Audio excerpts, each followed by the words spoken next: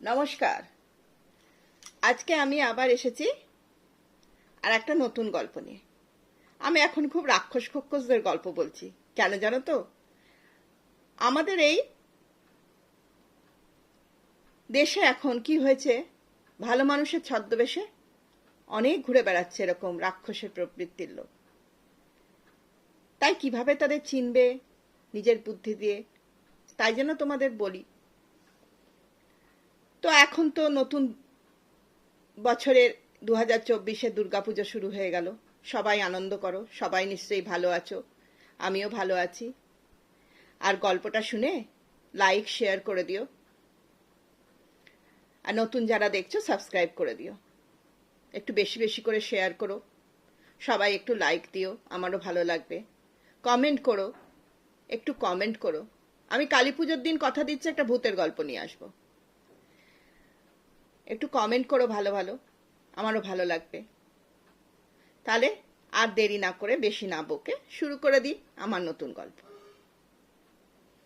আজকে একটা মায়া রাক্ষসের গল্প বলবো, যে নানান রূপ নিতে পারত। বিজয়নগর বলে একটা খুব সুন্দর রাজ্য ছিল, সত্যি খুব সুন্দর। একপাশে অনন্ত সমুদ্র আর একপাশে ঘন জঙ্গল, তার মাঝখানে উঁচু প্রাচীর ঘেরা বিজয়নগর রাজ্য। বিজয়নগর রাজ্য খুব সুন্দর, শস্য শ্যামলা, সব লোকেরা খুব ভালোভাবে থাকে, কারোর কোনো দুঃখ কষ্ট নেই। কিন্তু জানো তো দুঃখ কষ্ট কিভাবে আসে? এই সমুদ্রের ওপারে ছিল রাক্ষসদের দেশ। রাক্ষসরা একবার বিজয়নগর রাজ্যে ঢুকে খুব তছনছ করেছিল। তো বিজয়নগরের রাজা খুব শক্ত হাতে তা দমন করেছিলেন। তারপর রাক্ষসরা ফিরে গেছিল। তো তখন থেকে বিজয়নগর রাজ্যে একটা নিয়ম চালু হয়ে গেছিল। বিজয়নগরের প্রধান ফটকে 2000-এর মতো সৈন্য মোতায়েন থাকতো। সবার পরিচয় পত্র দেখে তবে রাজ্যে ঢোকানো হতো। সবাই, সমস্ত নাগরিকদের নাম আর নাম্বার দেওয়া হয়েছিল, নাম্বার দেওয়া ছিল। সেই নাম আর নাম্বার মিলিয়েই তবে রাজ্যে ঢোকার অনুমতি ছিল। তাহলে ভাবো, কেউ পরিচয়পত্র না দিয়ে ঢুকতে পারতো না, তো রাক্ষসরাও আসতে পারতো না। কিন্তু রাক্ষস রাজের খুব ইচ্ছা ছিল বিজয়নগরে রাজত্ব করার। তো রাক্ষস রাজ একদিন এক মায়া রাক্ষসকে ডেকে পাঠালো। মায়া রাক্ষস তো কাঁপতে কাঁপতে এলো, এসে বলল, মহারাজ কিসের জন্য ডেকেছেন? রাক্ষস রাজ বললেন, দেখো মায়া রাক্ষস, তোমায় বিজয়নগর রাজ্যে প্রবেশ করতে হবে। মায়া রাক্ষস ততোধিক কাঁপতে কাঁপতে বলল, মহারাজ বিজয়নগর রাজ্যে প্রবেশ করা দুঃসাধ্য। ওখানে প্রবেশ করতে গেলে নাম আর নাম্বার লাগে, আমি কোথায় পাবো? তখন রাক্ষস রাজা বললেন, দেখো আমি ওসব কিছু জানি না। তোমাকে বিজয়নগর রাজ্যে ঢুকতে হবে, সেখানে তছনছ করতে হবে, সবকিছু নষ্ট করে দিয়ে আসতে হবে, নইলে তোমার মৃত্যুদণ্ড দেবো। মায়া রাক্ষস তখন প্রাণের ভয়ে চলল এক বৃদ্ধের ছদ্মবেশে। খুব খুব করে কাঁচতে কাঁচতে প্রধান ফটকের সামনে এসে দাঁড়ালো। তখন প্রধান ফটকের পাহারাদার জিজ্ঞেস করলো, কি নাম বাবা আপনার? নাম্বার কত? তখন বৃদ্ধ বলল, আমি তো 20 বছর দেশের বাইরে আছি।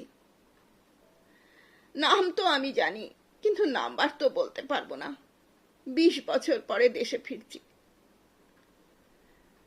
তখন পাহারাদার বলল, তাহলে বাবা আপনার এখানে কে আত্মীয় স্বজন আছে, তার নাম নাম্বার বলুন, আমরা মিলিয়ে দেখি। তখন বৃদ্ধ বলল, আমি তাও বলতে পারবো না, আমি তো সবার ডাক নাম জানি, ভালো নাম আর নাম্বার আমি কোথা থেকে পাবো?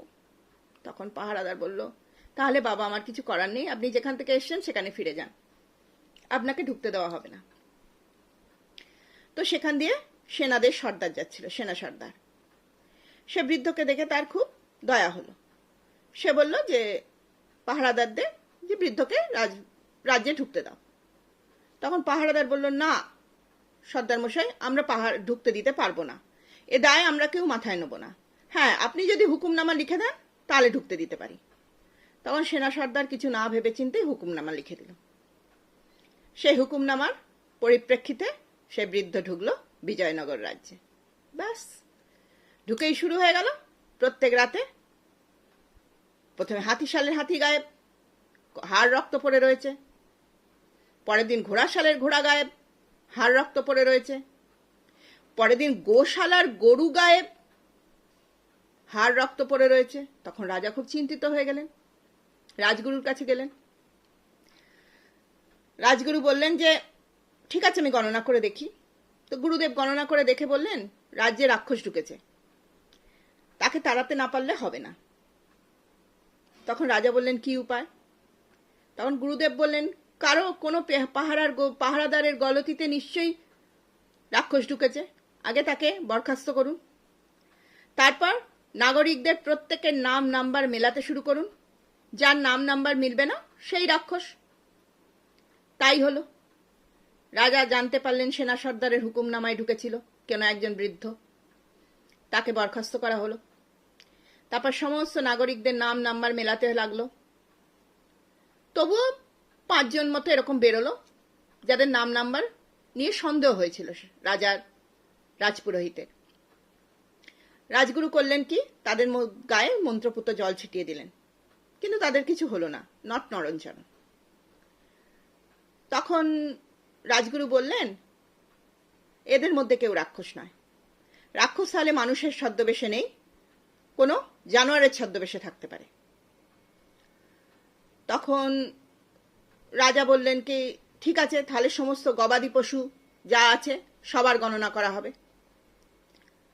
তো সেই সময় যে সেনা সর্দারকে বরখাস্ত করা হয়েছিল, গোশালার ভার ছিল তার ভাইয়ের ওপর।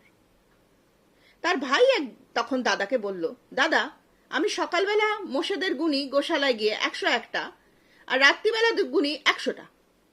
কিরকম মজার ব্যাপার না? তখন তার দাদার সন্দেহ হলো, সঙ্গে সঙ্গে রাজাকে গিয়ে বলল গোশালায় একটু গণনা করুন। তখন রাজগুরু বললেন চলো আমার সাথে। রাজগুরু চললেন আগে আগে, গিয়ে গোশালায় ঢুকলেন। তখন ভাইটি বলল, দাদা আজকেও 101টা মোষ, অথচ কাল রাতে আমি গুনেছিলাম 100টা।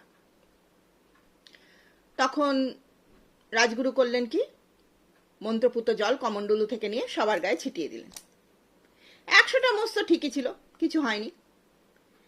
কিন্তু আর একটা যে মোষ ছিল, সেই জল গায়ে পড়তে ছটপট করতে লাগলো, নাক দিয়ে ধোঁয়া বেরোতে লাগলো, ছটপট করতে লাগলো, মুখ দিয়ে গ্যাঁজলা বেরোতে লাগলো, আর টকটকে লাল চোখ হয়ে গেল। দেখতে দেখতে দেখতে দেখতে সে মোষ থেকে মায়া রাক্ষসের রূপে পরিবর্তন হয়ে গেল। তখন সবাই চিৎকার চেঁচামেচি করতে লাগলো। রাজার কানে খবর গেল, রাজাও এলেন তলোয়ার খুলে টুলে, বললেন আমি একে এক্ষুনি মেরে ফেলি। তখন রাজগুরু বললেন কোনো দরকার নেই মহারাজ, এই কমণ্ডলুর জল ছিটিয়েই আমি ওকে মৃত্যু দিয়ে দেব। সেই কমণ্ডলুর জল ছিটিয়ে ছিটিয়ে রাক্ষসকে তিনি সেখানেই মেরে ফেললেন। তো সেদিন বিজয়নগর রাজ্যে খুব উৎসব হলো। তারপরে রাজা আবার নতুন নিয়ম করলেন, বললেন কোনো মানুষকে, বৃদ্ধই হোক যাই হোক, নাম নাম্বার না মিলিয়ে ঢোকানো হবে না। আর যত গবাদি পশুকেও বাইরে নিয়ে যাওয়া হবে, ঢোকানো হবে, তাদেরও একটা করে নম্বর দেওয়া হবে, সব নম্বর মিলিয়ে ঢোকাতে হবে।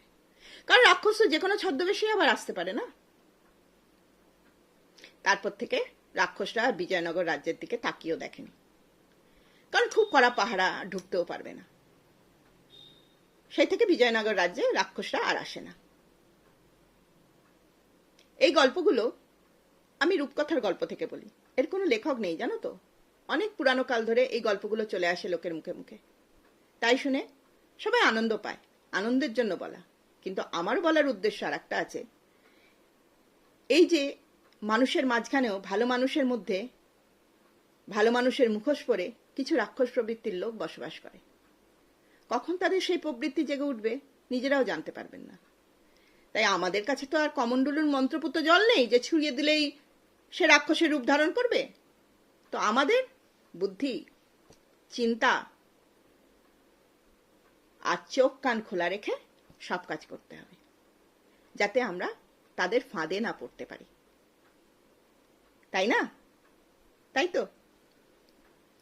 তাহলে সবাই ভালো থাকুন, সুন্দর করে পুজো উপভোগ করুন, আর আমাকে একটু লাইক করে দেবেন, আর শেয়ার করে দেবে।